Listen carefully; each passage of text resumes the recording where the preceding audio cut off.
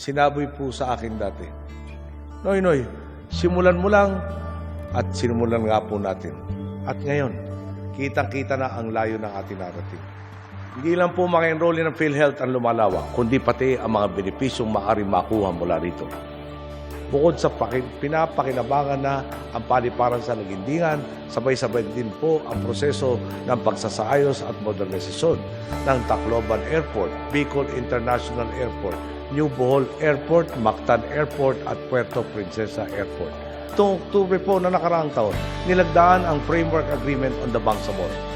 Nariyan po ang epektibong serbisyong bunsod ng pagsasanib puwersa ng Geohazard Mapping and Assessment Program at Project LOA naman ng DOST. Dahil sa tapat na pamamahala, 18.4 billion pesos na ang natipid ng DPWH na inilalaan para sa may iba pang makabuluhang proyekto. Hindi nag-iisa ang mukha ng pagbabago. Hindi naaabutin pa ng 100 taon bago isirang ang susunod na mabuting tao. Bago tumindig ang susunod na mabuting Pilipino. Ako po, si Noynoy Aquino, pinagmamalaki ko sa buong mundo, Pilipino ako at talagang napakasarap maging Pilipino sa panahon ito.